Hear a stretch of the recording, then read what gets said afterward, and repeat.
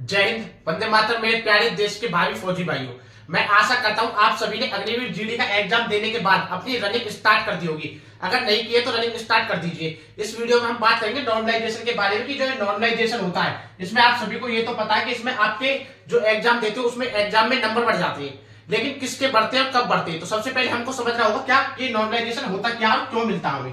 तो नॉर्मलाइजेशन जो हमें मिलता है तो सारा कुछ बताऊंगा मैं, कौन सी शिफ्ट में सबसे हार्ड एग्जाम आया था, कौन सी शिफ्ट में आपको 10 से 15 नंबर नॉर्मलाइजेशन के देखने को मिलेंगे। लेकिन उससे पहले क्या है कि हमको समझना होगा कि जो नॉर्मलाइजेशन होता है, ये शब्द का इसका मतलब क्या होता है, नॉर्मलाइजेशन क्यों करते हैं।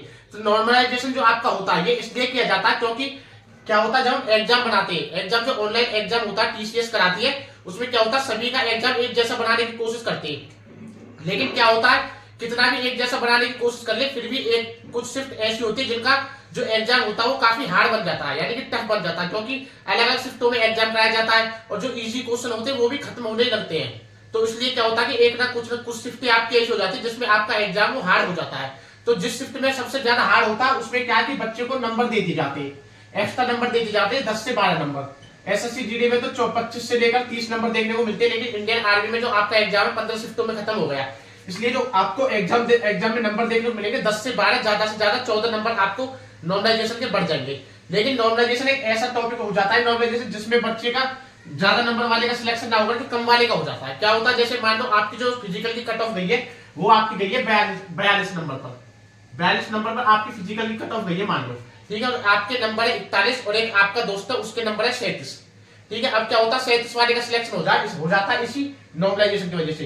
क्यों हो जाता है 37 वाले का, क्योंकि ऐसा होता है कि 42 वाला का जो 42 नंबर होते हैं जिसके उसके इजी शिफ्ट में होते हैं, जिसकी इजी शिफ्ट होती है, और जिसके 37 नंबर होते हैं उसकी हार्ड शिफ्ट होती है। तो इसके क्या होते हैं 10 नंबर बढ़ जाते हैं और इसका नंबर आ जाता है 42 वाले मेरिट में। तो इसलिए नॉर्मलाइजेशन होता है जिससे सभी को बराबर किया जा सकता है, यानी कि एक समान करने के लिए नॉर्मलाइजेशन किया जाता है। अब क्या होगा, मैं आपको नंबर बताऊंगा आपके नॉर्मलाइजेशन के हिसाब से कौन सी शिफ्ट में ज्यादा मिलेंगे। लेकिन आपको क्या होगा, आपको मेरी वीडियो बकवास लगेगी। बकवास इसलिए लगेगी क्योंकि आपकी शिफ्ट अगर मैं इजी बता दूंगा तो आप कहोगे कि इसे कुछ नहीं पता क्योंकि हमारी शिफ्ट हार्ड थी। लेकिन मैं अपनी तरफ से नहीं बता रहा, क्योंकि मैंने 4000 से 4500 समथिंग बच्चों से डाटा मांगा, उसके अनुसार जो मुझे एनालिसिस मिला है उसी के आधार पर मैं आपको सारी शिफ्टें बताऊंगा कौन सी शिफ्ट में सबसे ज्यादा कठिन पेपर आया था। यहाँ पर हम लिखेंगे एग्जाम डेट। सबसे जो टफ एग्जाम आया था वो आया था आपका 29 अप्रैल की शिफ्ट में, 29 अप्रैल फर्स्ट शिफ्ट में सबसे कठिन एग्जाम आया था, ठीक है। और इसमें जो सबसे ज्यादा मार्क्स मिलेंगे इसमें आपके एवरेज 10 से 14 या 12 नंबर आपके बढ़ सकते हैं इस एग्जाम में, ठीक है, फर्स्ट शिफ्ट में।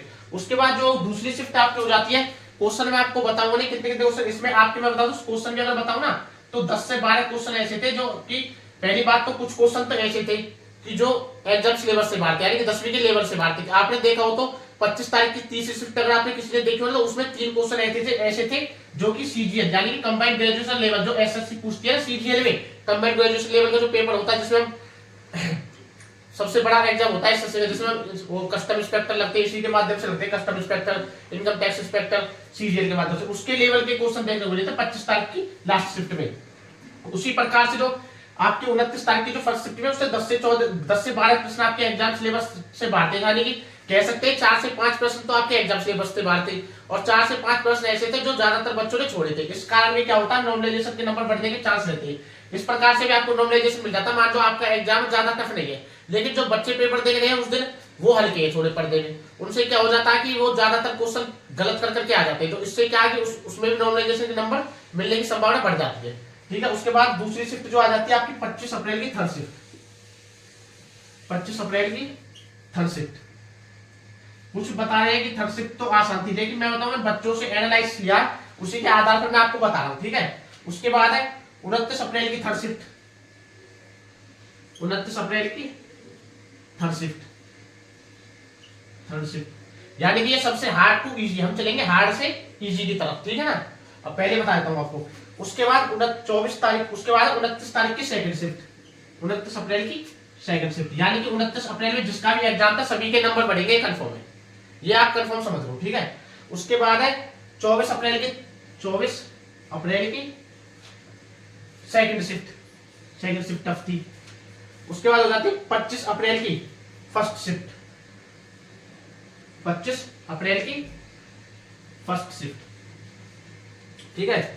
फर्स्ट शिफ्ट के बाद हो जाता है आपकी 25 अप्रैल फर्स्ट शिफ्ट, उसके बाद 25 अप्रैल की सेकंड शिफ्ट, 25 अप्रैल की सेकंड शिफ्ट। अगर आपको यहाँ तक दिखाई दे रहा हो तो उसका स्क्रीनशॉट ले ले, उसके बाद मिटा करके फिर मैं आगे का बता देता हूँ आपको, ठीक है। जो इजी टू टफ बता के चलता हूँ। अगर नंबरिंग की भी अगर हम बात करें ना, तो इसके जैसे 10 से 14 बढ़ेंगे, तो इसके जो बढ़ेंगे वो 8 से 10 के आसपास बढ़ सकते हैं, और इसके जो बढ़ेंगे इसके भी 8 से 9 के आसपास बढ़ सकते हैं, ठीक है। और इस वाले के भी आपके 8 से 8 नंबर तक बढ़ सकते हैं, ठीक है। उसके बाद अगर हम बात करते हैं तो 7 से 8 इस प्रकार से नंबर बढ़ेंगे। उसके बाद अगर हम बात करते हैं तो लगभग 7 नंबर बढ़ सकते हैं। उसके बाद अगर हम बात करते हैं तो 6 से 7 नंबर बढ़ सकते हैं, 6 भी बढ़ सकते हैं, 7 भी बढ़ सकते हैं, ठीक है। इस प्रकार से, ठीक है। 25 तारीख की, अब यहाँ पर आपका स्क्रीनशॉट ले लो, फिर मैं आगे वाली शिफ्ट की बता देता हूँ आपको।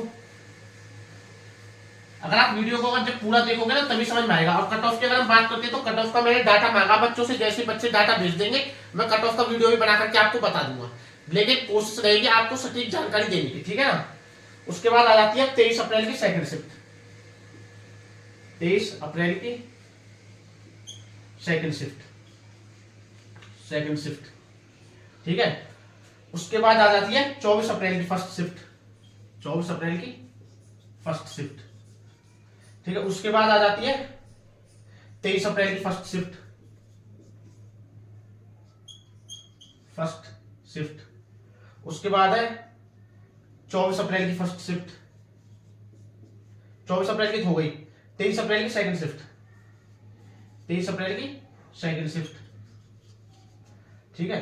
उसी प्रकार से 24 अप्रैल की थर्ड शिफ्ट, थर्ड शिफ्ट 24 अप्रैल की, ठीक है। 22 अप्रैल की सेकंड शिफ्ट, 22 अप्रैल की थर्ड शिफ्ट। उसके बाद है 22 अप्रैल की फर्स्ट शिफ्ट, यानी कि जो सबसे इजी एग्जाम देखने को मिला था वो 22 अप्रैल के दिन देखने को मिला था, 22 अप्रैल की फर्स्ट शिफ्ट में, 22 अप्रैल की फर्स्ट शिफ्ट में। अगर आपको दिख रहा होता है स्क्रीनशॉट ले लो, जो सबसे कम नंबर मिलेंगे इसको मिलेंगे, इसको 1 या 2 के समथिंग नंबर बढ़ेगा, इसका शायद हो सकता है 2 बढ़े, इसका 2 से 3, इसका 3 से 3 बढ़ सकता है, इसका 3 से 4, इसका 4, इसका 4 से 5। इस प्रकार से आपको नंबर देखने को मिल जाएंगे बढ़ते हुए, बढ़ते यानी कि घटते हुए क्रम में बताया सबसे हार्ड शिफ्ट, उसके बाद सबसे इजी शिफ्ट। सबसे इजी शिफ्ट आपकी 22 अप्रैल की फर्स्ट शिफ्ट थी, फर्स्ट शिफ्ट हो जाती है, ठीक है। ये होता है नॉर्मलाइजेशन, और नॉर्मलाइजेशन दिया ही इसलिए जाता है जिससे सभी को बराबर किया जा सके, ठीक है। अब आ गया होगा आपको समझ में। अगर हम फिजिकल की अगर बात करें तो अगर आपने फिजिकल अभी तक स्टार्ट नहीं किया तो अगर आपके 42 से 45 एवरेज नंबर बन रहे तो आपने फिजिकल की तैयारी करते रहे। और इसके जो वीडियो में कट ऑफ की डिटेल वीडियो लेकर के आ जाऊंगा जल्दी, जिसमें आपको एआरओ वाइज कट ऑफ बता दूंगा। क्या कि मैंने इंस्टाग्राम पे वीडियो बना करके भी बताया, और साथ ही वहां पर मैंने कमेंट के माध्यम से 500 से 600 बच्चों ने मुझे कमेंट करके जवाब दे दिया कि हमारे इतने इतने नंबर हम उस एआरओ से आते हैं। उससे क्या कि आपकी कट ऑफ का अनुमान लग जाएगा कि जो आपकी कट ऑफ है कितनी जाने की संभावना रहेगी फिजिकल के लिए, ठीक है। कोशिश करूंगा सटीक जानकारी देने के लिए, क्योंकि आपके द्वारा जो डाटा दिया जाता है वही मैं आपको देता हूं। लेकिन बस आप सिर्फ ऐसा क्या करो, जो भी डाटा दिया करो बिल्कुल रियल दिया करो, यानी कि झूठ मत बोला करो कुछ भी, ठीक है। अगर कोई डाउट है तो डिस्क्रिप्शन में मैंने अपने इंस्टाग्राम का लिंक दे दिया, इंस्टाग्राम के लिंक पर क्लिक करके आप सीधा मुझसे संपर्क कर सकते हो, मैसेज करके कुछ भी जानकारी ले सकते हो, ठीक है। और व्हाट्सएप के माध्यम से भी और टेलीग्राम के माध्यम से भी आप मुझसे जुड़ सकते हो, सभी के लिंक आपको डिस्क्रिप्शन में मिल जाएंगे। और अगर आप हमारे यूट्यूब चैनल पर पहली बार आए तो चैनल को सब्सक्राइब करके घंटी दबा लें, जिससे आने वाली सभी अपडेट आपको मिल सके। जय हिंद, जय भारत।